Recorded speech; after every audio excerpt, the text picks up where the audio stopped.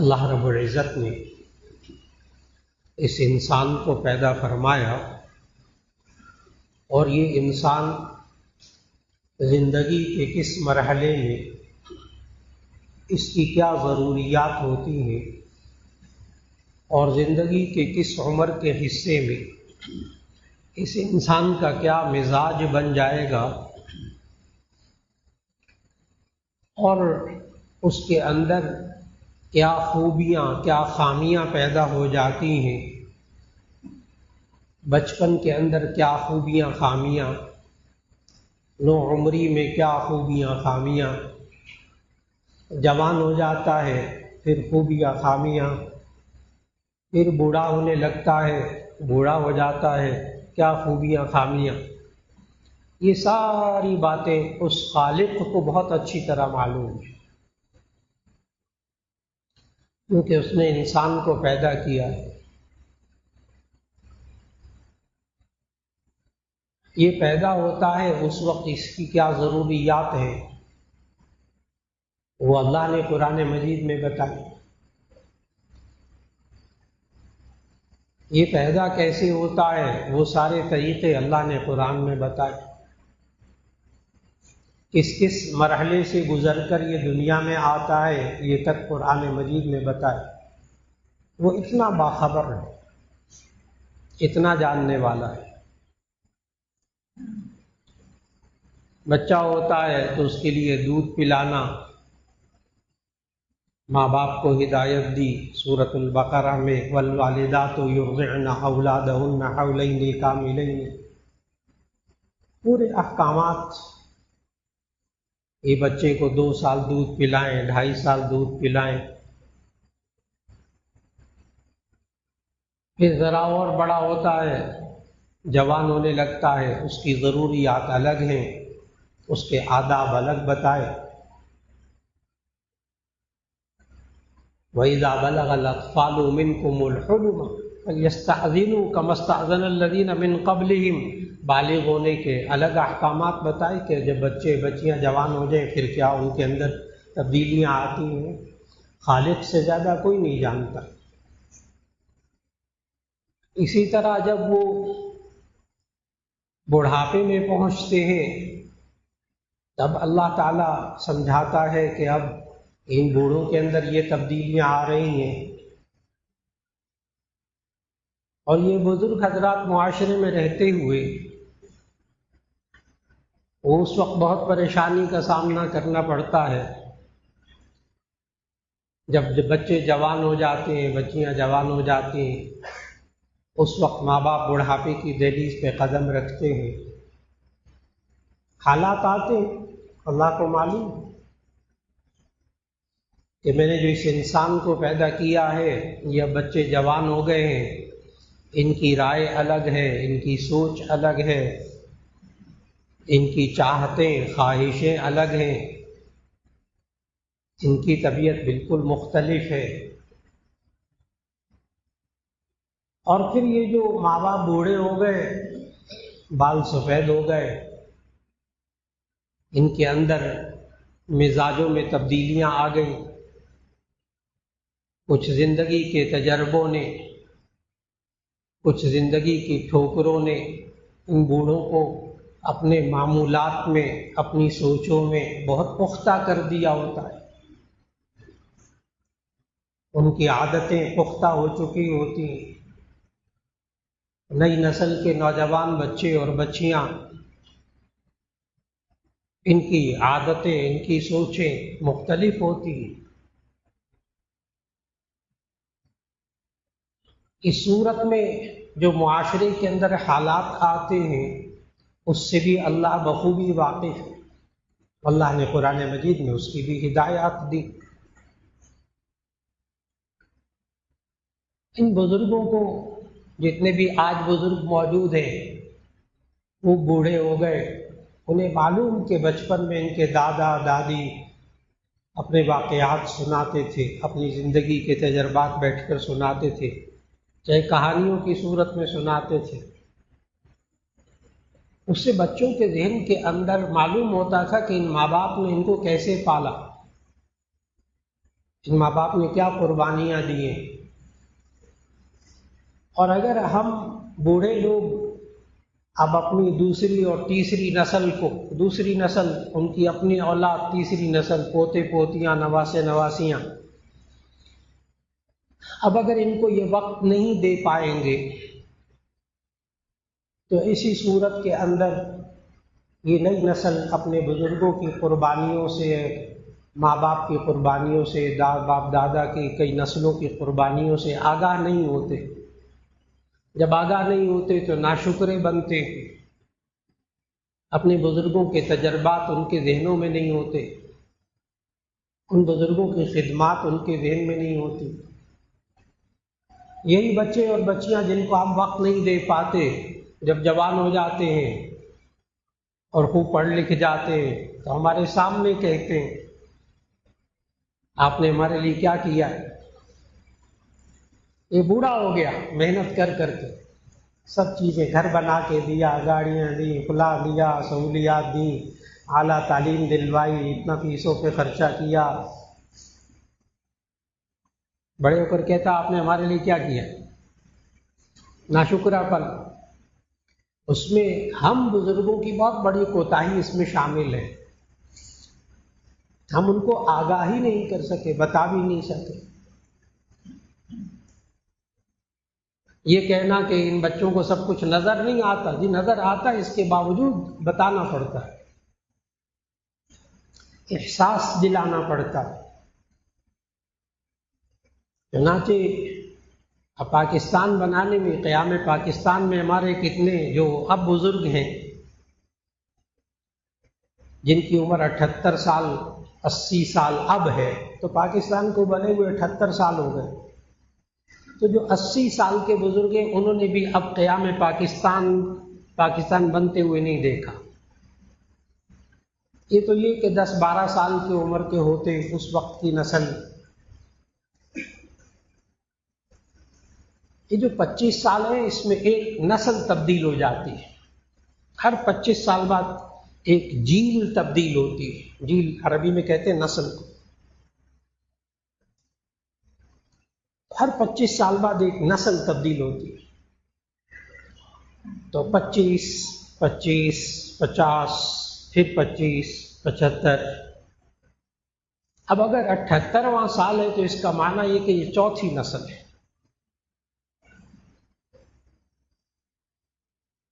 اس کا نتیجہ یہ ہوا کہ پہلی دوسری نسل تک تو بڑے آرام سے سب کو پتا تھا کہ قیام پاکستان کے لیے کیا قربانیاں دی گئی.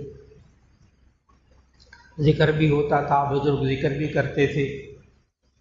کوئی بزرگ کہتے تھے میری ماں کو ذبح کر دیا گیا، کوئی کہتے تھے میرے سارے خاندان کو ذبح کر دیا گیا، میں بس چھوٹا سا تھا، میں ہی بچا اس ریل گاڑی میں، اس بیل گاڑی میں.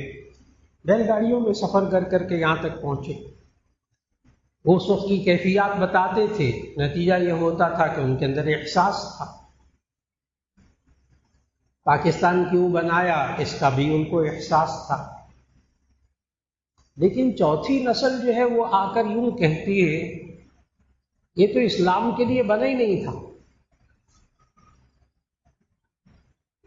اب چوتھی نسل یہ لکھنے لگی ہے، یہ پڑھنے لگی ہے، یہ کہتی ہے. وہ تو اس سے بھی انکار کرتے ہیں کہ یہ دو قومی نظریے سے بھی انکار کرتے ہیں. ایک ہندو ہوتا تھا، ایک مسلمان ہوتا تھا، دونوں کی ثقافت الگ ہوتی تھی، دونوں کا رہنا سہنا، لباس، شادی بیاہ، ان کی ثقافت، ان کا کلچر سب کچھ الگ تھا. ہم اس لیے الگ ملک چاہتے تھے تاکہ یہاں اپنی ثقافت، اپنی عبادت، اپنی معاشرت، اپنے معاملات اسلام کے مطابق کر سکیں. یہ میں اس لیے عرض کر رہا ہوں کہ جب تک، اور یہ قدرتی ہے بات، دو نسلوں کے درمیان فاصلہ ہو جاتا ہے، ہم اس کو جنریشن گیپ کہتے ہیں. یہ قدرتی چیز ہے، اس کو ماننا پڑتا ہے. جنریشن ایک نسل، جنریشن گیپ دو نسلوں کے درمیان فاصلہ. ایک نسل 25 سال، دوسری نسل 50 سال، پھر تیسری نسل 50 سے اوپر.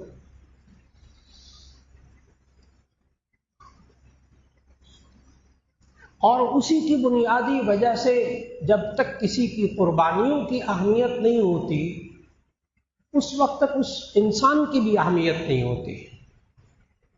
جب تک ماں کی قربانیاں بچوں کے ذہنوں میں نہ ہو، ماں کی عظمت ان کے ذہن میں نہیں ہوتی. جب تک باپ کی قربانیاں بچوں کے ذہن میں نہ ہوں، بچوں کے ذہن میں باپ کی اہمیت نہیں ہوتی. اور پھر اس کے نتیجے میں ہمارے معاشرے کے اندر خاص طور پر یہ جنریشن گیپ بہت بڑھ گیا، نسلوں کے درمیان فاصلہ بہت بڑھ گیا. بزرگ نوجوانوں کو بے وقوف سمجھتے، بچوں کو تو ویسے ہی بچہ سمجھتے. بڑی غلطی ہو جاتی ہے. اور جو بچے ہیں وہ نوجوان جو ہوتے ہیں وہ بیٹے بیٹیاں وہ بزرگوں کے پاس بیٹھنا بھی پسند نہیں کرتے.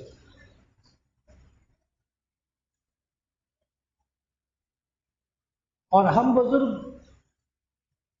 نوجوانوں کو اپنے پاس بٹھانا بھی پسند نہیں کرتے. نبی کریم صلی اللہ علیہ وسلم نے کچھ اور معاشرت دی تھی. ہم جہاں بزرگ نماز پڑھتے ہیں نا گھر میں، کوئی تہجد پڑھ رہا، کوئی نفل پڑھ رہا، کوئی شراب پڑھ رہا، کوئی چاشت پڑھ رہا، جہاں ہم نماز پڑھتے ہیں وہاں کرفیو لگا ہوتا ہے. کوئی بچہ آ جائے تو ہم کہتے ہیں اپنی بہو کو کہ بچے سنبھالنے نہیں آتے، ساری میری نماز خراب کریں. ہم بچوں کو نماز میں بھی قریب نہیں آنے گھروں میں. اور ایک وہ نانا تھے کہ جب وہ سجدے میں جاتے تھے تو حضرت حسین رضی اللہ تعالیٰ عنہ ان کے اوپر چڑھ جاتے تھے سجدے. وہ سجدہ اور لمبا کر دیتے تھے. حدیث میں موجود سجدہ اور لمبا کر دیتے تھے، نماز سے اوپر چڑھے ہوئے.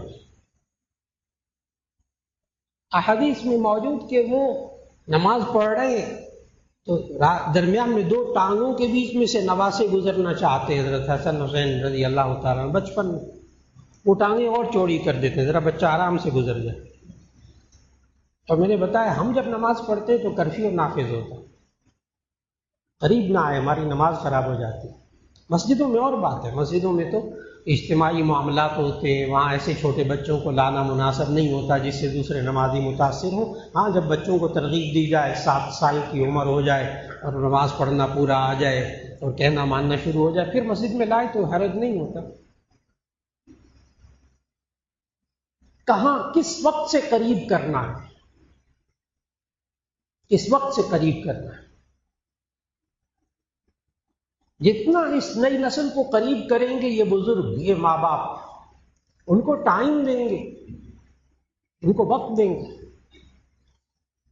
ان کے ساتھ ناشتہ کریں گے بیٹھ کر، ان کے ساتھ کھانا کھائیں گے بیٹھ کر، ان کے ساتھ شریک ہوں گے، ان کی باتوں کو سنیں گے، بولنے دیں گے، تھوڑا سا اپنے شیئر کریں گے وہ اپنی باتیں آپ سے. یہ جو ہمارے معاشرے نے انسانوں کو پیسہ کمانے کی مشین بنا دیا، اس میں سے وقت نکالنا پڑے گا آج نئی نسل کی، ورنہ یہ جنریشن گیپ فاصلہ بہت بڑھ جائے گا اور بڑھ چکا ہے. وقت دینا پڑے گا، اتنا کم پیسہ کما لیجیے، اوقات کو منظم کر لیجیے، نئی نسل کو وقت دیجیے، ان کے کاموں ان کے مسائل کو سمجھنے کی کوشش کیجیے، ان پر شفقت کیجیے. نبی کریم صلی اللہ علیہ وسلم نے تو یہاں تک فرمایا تھا کہ لیس منا من لم یرحم صغیرنا ولم یوقر کبیرنا.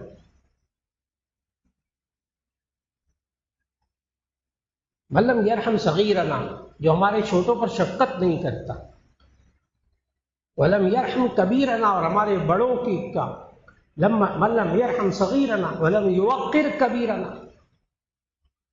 پہلا جملہ ہے من لم یرحم صغیرنا، جو چھوٹوں پر رحم نہیں کرتا، شفقت نہیں کرتا. پھر ہے ولم یوقر کبیرنا، جو ہمارے بڑوں کی عزت نہیں کرتا، فلیس منا، وہ ہم میں سے نہیں ہے۔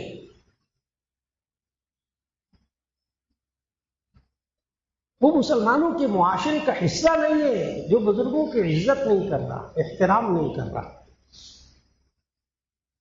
لیکن میرے عزیزان محترم، نبی کریم صلی اللہ علیہ وسلم نے فرمایا اعطیت بجوامع الکلم، پہلے انبیاء کو جو چیزیں نہیں دی گئی، وہ نبی صلی اللہ علیہ وسلم کو جو چیزیں دی گئی ان میں سے ایک چیز یہ بھی ہے، اعطیت بجوامع الکلم، مجھے کلمات کی جامعیت عطا کی گئی ہے۔ نبی صلی اللہ علیہ وسلم جو جملے بھی بولتے تھے نا، ان کے اندر جملوں کی تقدیم و تاخیر میں پہلے یہ کہا بعد میں یہ کہا، اس میں بھی حکمت ہوتی تھی، اس ترتیب میں بھی حکمت ہوتی تھی۔ پہلے فرمایا من لم یرحم صغیرنا، پھر فرمایا ولم یوقر کبیرنا۔ اس پر محدثین نے لکھا کہ جب ہم چھوٹوں پر شفقت کریں گے، نتیجے میں ہمیں وہاں سے احترام ملے گا۔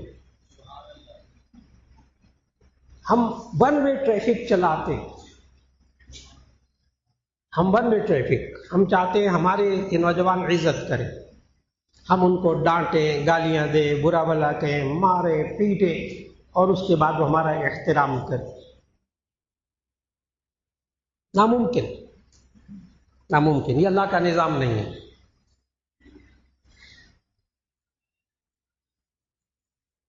اللہ کا نظام کیا کہ پہلے یہ بزرگ، یہ ماں باپ، یہ معاشرے کے بزرگ، یہ استاد ہیں، یہ ان پر شفقت کریں گے، نتیجے کے اندر ان کے اندر احترام پیدا ہوگا، لازماً احترام کریں۔ مار بھی ہو چھوٹ ہلکی پھلکی تو اس میں بھی شفقت، بچے سمجھیں کہ بچوں پر، بڑوں کے لیے نہیں۔ بالغ ہو جائے پھر ہاتھ نہ اٹھائیں ان پر، پھر کچھ ملے گا نہیں۔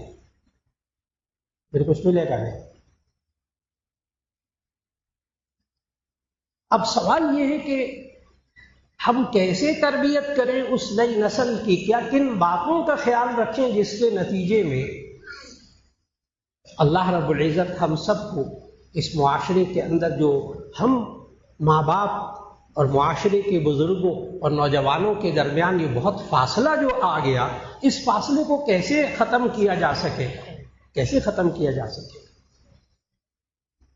کم کیسے کیا جا سکے، اس کے لیے اللہ رب العزت نے آج نوجوان بچوں کو بھی شکایت ہے کہ ماں باپ ہم پر اعتماد نہیں کرتے۔ آج نوجوان نسل کو اس پر بھی شکوہ ہے کہ ماں باپ ہماری چاہتوں کا خیال نہیں کرتے، ہماری مرضی کا خیال نہیں کرتے، ہماری رائے کا احترام نہیں کرتے۔ ہم پڑھے لکھے لوگ، بچے بھی بچیاں بھی، دونوں طرف، نتیجتاً گھروں میں، نوجوان بچوں میں اور بزرگوں میں کلیش سامنے آتا ہے، تعارض سامنے آتا ہے، جھگڑے سامنے آتے ہیں۔ یہ تربیت کا کوئی حصہ نہیں ہے کہ میں اپنے مولانا بس طویل عرصہ ہو گیا، 6 مہینے ہو گئے، سال ہو گیا، میرے اور جوان بیٹے کے درمیان بات چیت چھوٹی ہوئی ہے، بات ہی نہیں کرتا۔ بہت غلط بات، نقصان دہ بات۔ اب سوال یہ ہے کہ کس طرح، اب نوجوان بھی چاہتے ہیں، اس کے جواب میں نوجوان اکڑتا بھی ہے، بدزبانی بھی کرتا ہے، نافرمانی بھی کرتا ہے، اور بعض صورتوں میں، بعض گھروں میں زبانوں پر الفاظ تو نہیں آتے، لیکن نوجوان بچے ماں باپ پر اس معاشرے میں بسا اوقات ہاتھ بھی اٹھا رہے ہیں۔ یہ المیہ ہے بہت بڑا۔ میں نے کہاں سے بات شروع کی، کہاں تک پہنچی؟ میں نے بتایا کہ اللہ خالق ہے، اللہ کو معلوم ہے کہ یہ نوجوان ہوگا، اس کی طبیعت میں کیا تبدیلیاں آئیں گی، اور یہ بوڑھا ہو جائے گا، ماں بوڑھی ہو جائے گی، باپ بوڑھا ہو جائے گا، پھر کیا ہوتا ہے؟ جب یہ گھروں میں، رشتہ داروں میں، معاشرے میں یہ والا کلیش سامنے آئے نا، جنریشن گیپ کا، تو اس میں ہمیں کیا کرنا چاہیے؟ جب ضرورت پیش آ جائے، خاص طور پر نوجوان بہت پریشان، نوجوان بچے اور بچیاں بہت پریشان ہیں، کیا کریں ہم؟ وہ تو پتہ کیا سوال کرتے ہیں نوجوان بچے اور بچیاں؟ وہ تو یہ سوال کرتے ہیں، مولانا ماں باپ ہمیں گھر میں بڑا تنگ کرتے، ان کو ہم بندہ کیسے بنائیں؟ یہ جملے ہیں نوجوان اصل، اور بلکہ کہتے بھی ہیں کہ ہم یوں کریں گے تو یہ ماں باپ بندہ بنیں گے، وہ بندہ بنانے کی فکر میں، اور ماں باپ اس وقت کیسا وقت گزار رہے ہیں۔ بہت تلخ موضوع ہے حقیقت۔ جب ضرورت پیش آ جائے تو سورہ بنی اسرائیل 15واں پارہ، اس کی آیت نمبر 23 اور 24 کی تلاوت کیجئے، ترجمہ پڑھیے، اور اس میں جو اللہ نے 5 اصول بتائے ہیں اس کو بہت اچھی طرح ذہن نشین فرمائے، حالات درست ہو جائیں گے انشاءاللہ۔ کرنے والا اللہ، کرنے والا اللہ۔ ہمارے ذمے اعمال کی پابندی ہے، ہم کیا کریں؟ ان اعمال کا جو نتیجہ مرتب کرنا ہے وہ اللہ کے ذمے، وہ اللہ کے ذمے۔ جب ضرورت پیش آ جائے اس موضوع کو جو آج ذکر کر رہا ہوں،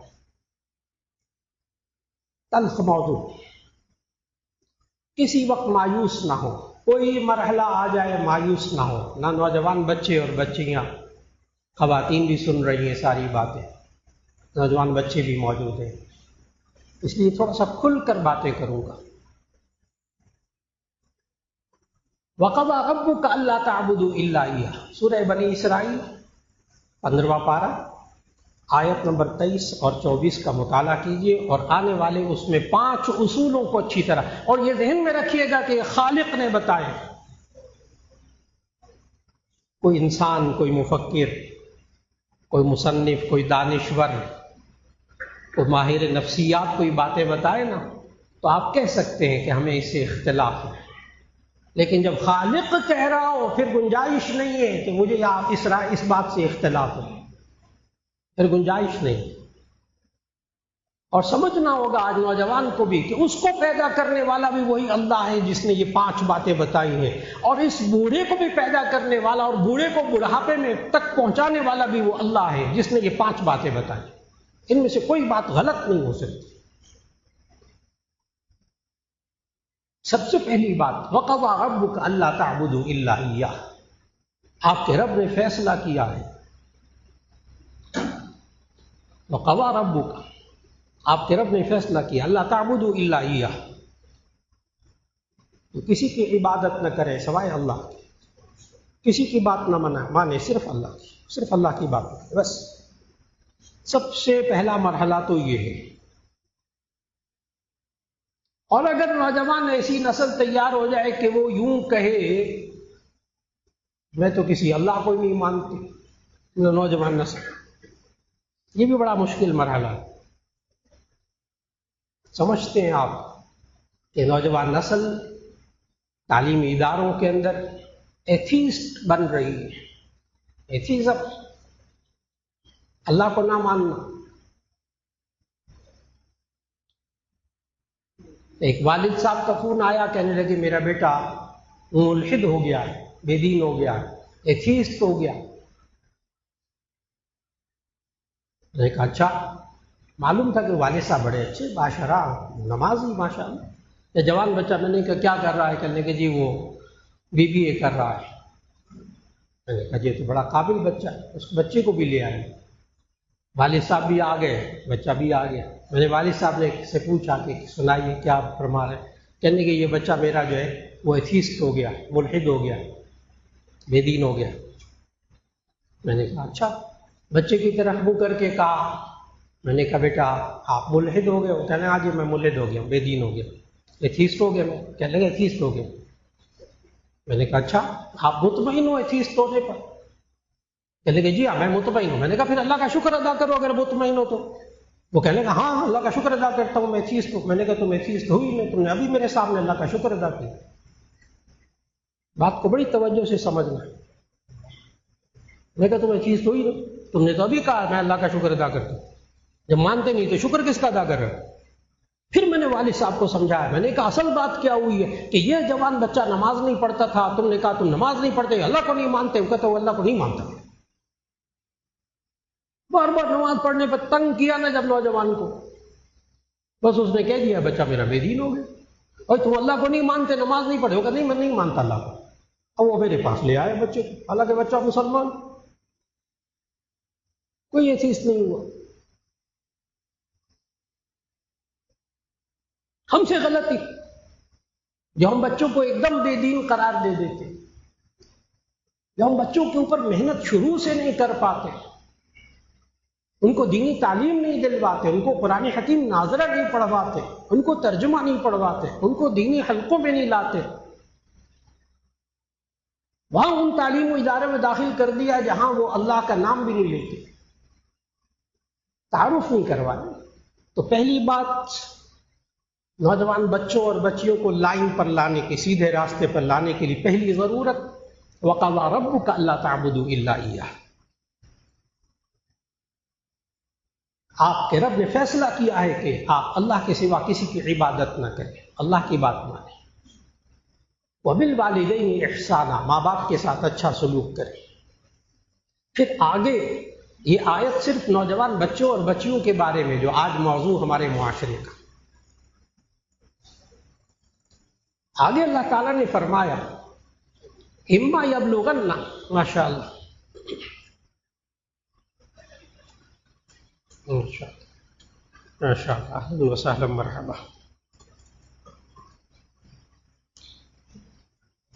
جزاک اللہ خیر, جزاک اللہ, الحمدللہ.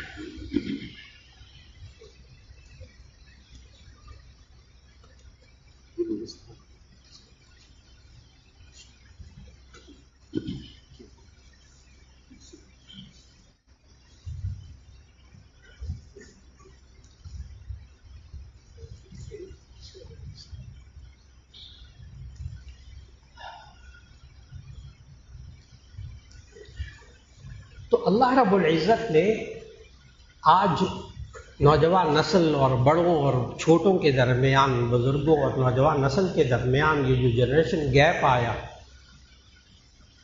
اس کو سنبھالنے کے لیے اللہ نے کہا اما یبلغن عندک الکبر احدہما او کلاہما. اور میں نے بتایا یہ آیت نوجوانوں کے لیے, چھوٹے بچوں کے لیے نہیں, نابالغ بچے چھوٹے. اما یبلغن عندک الکبر احدہما او کلاہما, جب یہ دونوں بوڑھے ہو جائیں یا ان میں سے ایک بوڑھا ہو جائے, فلا تقل لہما اف. نمبر 1, ان کو اف بھی نہیں کہنا, اف نہیں کہنا. اف تکلیف کی ہلکی سی آواز, کوئی ایسی بات ان سے نہ کہیں, کوئی ایسا کام نہ کریں جس سے ان کو ذرا برابر بھی تکلیف ہو. لا تقل لهما اف, جب یہ ماں باپ بوڑھے ہو جائیں یا ان میں سے ایک بوڑھا ہو جائے, فلا تقل لهما اف, ان کو اف بھی نہیں کہنا, تکلیف کی ہلکی سی بات بھی نہیں کہنی. مزاج بنانا, شروع سے مزاج بنانا, بیٹا اس سے تکلیف ہوتی ہے, اس بات سے تکلیف ہوتی ہے, ماں باپ کے سامنے نہیں کرنی چاہیے. شروع سے سمجھایا جائے اس بات سے تکلیف ملتی ہے, اس بات سے راحت ملتی ہے.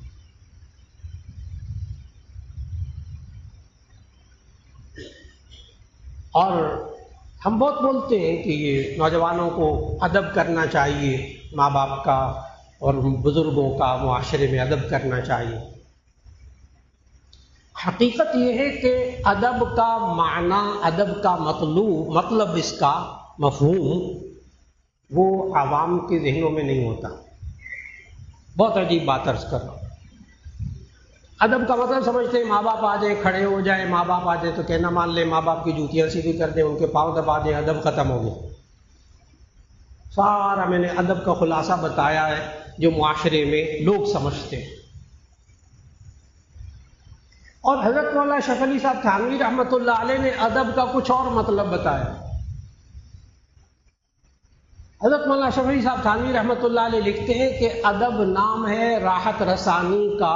ادب مکمل ہو گیا، بات مکمل ہو گئی. اب میں اس جملے کو کھولنے لگا. ادب نام ہے راحت رسانی کا، آرام پہنچانا. آرام پہنچانا. اب اگر کسی بزرگ کی ٹانگ میں چوٹ لگی ہو، پاؤں میں چوٹ لگی ہو، وہ کہ بزرگوں کا، ماں باپ کا پاؤں دبانا یہ تو بہت بڑا ثواب کا کام ہے. اب زور سے دبائے گا اس کو تو باپ چیخے گا، وہ بزرگ تو چیخے مارے گا. تو آپ اس کو ادب نہیں کہیں گے. ادب راحت رسانی، آرام پہنچانا. بچوں کا مزاج بنائیے، معاشرے میں اپنی شاگردوں کا مزاج بنائیے. ایسا کام کیجئے جس سے بزرگوں کو راحت پہنچے، آرام پہنچے. یہ ادب ہے. اگر وہ کہتے ہیں آرام سے آہستہ بولو تو یہ ادب ہے. اگر وہ کہیں مجھے نہیں سنائی دے رہا ذرا اونچا بولو تو یہ ادب ہے. ادب نام ہے راحت رسانی کا. لا تقل لهما اف، ان کو اف نہ کہو. اور اس لا تقل لهما اف کے تحت ہمارے ہاں درس نظامی کی کتاب پڑھائی جاتی ہے، اصول فقہ کی، اصول الشاشی. اس میں علامہ نظام الدین شاشی لکھتے ہیں اسی آیت کے تحت، لا تقل لهما اف کے تحت، کہ ماں باپ کو اف کہنا، ہلکی سی تکلیف پہنچانا حرام ہے.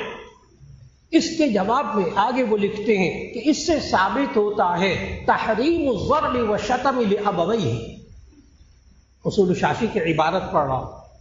لا تقل لهما اف کے تحت لکھا تحریم الضرب والشتم لابویہ، ماں باپ کو گالی دینا، ان کو مارنا حرام ہے. اس آیت کے تحت جب اف کہنا، ہلکی سی تکلیف پہنچانا حرام ہے، تو ماں باپ پر ہاتھ اٹھانا، ان کو گالیاں دینا یہ اور زیادہ حرام تھا. اب دیکھنا ہوگا معاشرے میں کہ نوجوان نسل کہیں حرام کام میں تو مبتلا نہیں ہے. گھروں کے اندر، معاشرے کے اندر. نمبر ایک، لا تقل لهما اف. اگر گھروں کے حالات کو، معاشرے کے حالات کو اور بزرگوں اور نوجوانوں کے درمیان یہ جو بڑھتا ہوا فاصلہ اس کو ختم کرنا ہے، تو اس میں نمبر ایک بات لا تقل لهما اف. پھر نوجوان اپنے بوڑھے ماں باپ کو ہلکی سی تکلیف بھی نہ پہنچا. نمبر دو، قرآن. نمبر دو، ولا تنہرہما، ان کو جھڑکنا نہیں. اس خالق کو معلوم ہے، اس خالق کو معلوم تھا کہ جب یہ بوڑھا ہو جائے گا اور سامنے والا جوان ہو جائے گا تو جوان سمجھے گا کہ یہ بوڑھا اس وقت تک چپ نہیں کرے گا جب تک کہ میں اس کو جھڑکوں گا نہیں.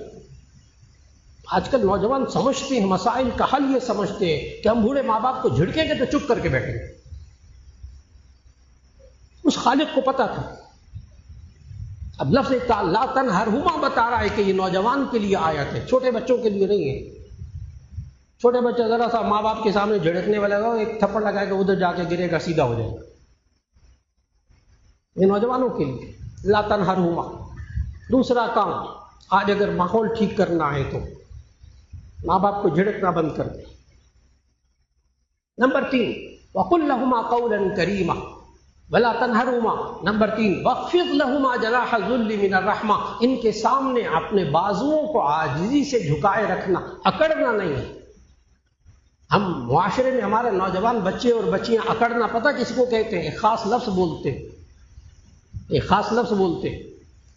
گھر میں تب گزارا ہوگا تمہارا، آپس میں نوجوان باتیں کرتے، تب تمہارا گھر میں گزارا ہوگا جب تم ماں باپ کے سامنے سٹینڈ لو. سٹینڈ سمجھتے؟ اکڑنا. تو ماں باپ کے سامنے سٹینڈ لو گے تو مسئلے حل ہوں گے. اللہ منع کر رہا ہے، وَخْفِضْ لَهُمَا جَنَاحَ الذُّلِّ مِنَ الرَّحْمَةِ. اپنے بازوؤں کو عاجزی سے جھکائے رکھو اگر مسئلے کو حل کرنا چاہتے ہو. بات منوانی ہے نا، آرام سے کہنا، بار بار کہنا، درخواست کرنا، موڈ دیکھ لو، مزاج دیکھ لو. وَخْفِضْ لَهُمَا جَنَاحَ الذُّلِّ مِنَ الرَّحْمَةِ. تین کام ہو گئے. نمبر چار، وَقُلْ لَهُمَا قَوْلًا كَرِيمًا. ان سے نرم لہجے میں بات کرنا. جب یہ بوڑھا ہو جائے، دونوں یا ایک بوڑھا ہو جائے، خالق کہہ رہا ہے قُلْ لَهُمَا قَوْلًا كَرِيمًا. ان سے نرم لہجے میں بات کرنا.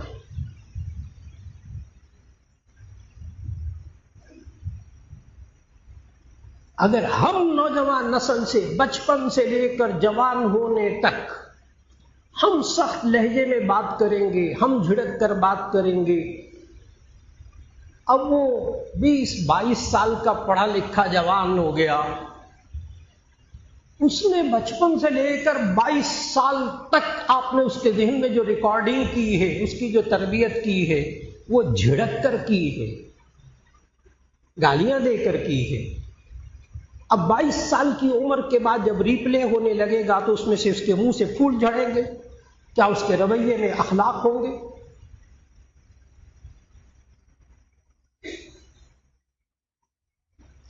ہم بزرگوں سے غلطی ہوئی کہیں۔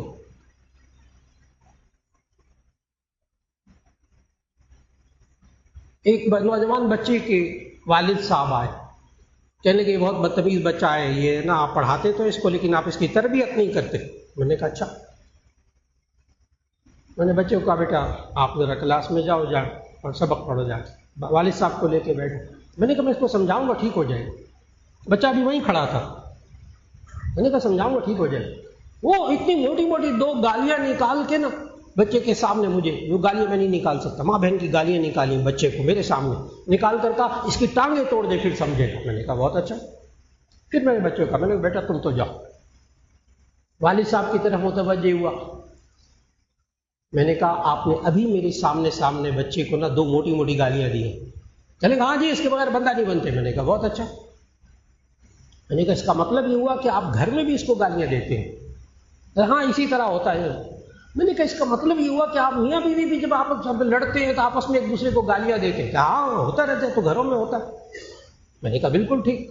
میں نے کہا اب میں گزارش کرنے لگا ہوں، یہ بچے کی عمر کتنی ہوگی؟ کہنے کا 20-21 سال عمر ہو گئی۔ میں نے کہا شروع کے 2 سال نکال دو، پھر اس کے بعد 20 سال آپ نے اس کے سامنے، آپ میاں بیوی نے ایک دوسرے کو گالیاں نکالی اور آپ نے اس کو گالیاں نکالی، 20 سال تک آپ اس کے اندر ریکارڈنگ گالیوں کی کرتے رہے ہو۔ جب 20 سال کے بعد یہ بولے گا تو قرآن حدیث کی آیتیں نکلیں گی وہ سے۔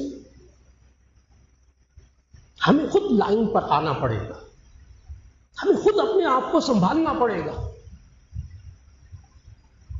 ابھی کس طرح ہمیں چلنا پڑے گا ان بچوں بچیوں کے ساتھ اپنے گھروں کے اندر۔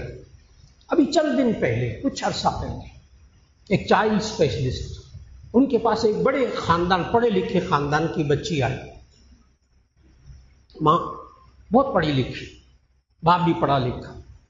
وہ کہنے لگی ہمارا 7 سال کا بچہ ہے، لڑکا، یہ 7 سال کا بچہ ہے اور یہ چیخ کر بولتا ہے، پانی بھی مانگتا ہے تو چیخ کر مانگتا ہے، روٹی بھی مانگتا ہے تو چیخ کر مانگتا ہے، یعنی کہ ذرا آواز سے ہو وہ چیخ کر مانگتا ہے۔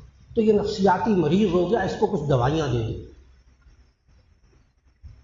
یہ نفسیاتی مریض، سائیکو کیس ہو گیا۔ ڈاکٹر صاحب مجھے خود بتاتے، وہ چائلڈ اسپیشلسٹ بہت بڑے، آپ اس بہت سے حضرات ان کو جانتے۔ کہنے لگے میں نے بچے کو کہا بیٹا آپ ذرا باہر جاؤ۔ ماں باپ کا انٹرویو شروع کیا، کافی لمبا انٹرویو ہو گیا۔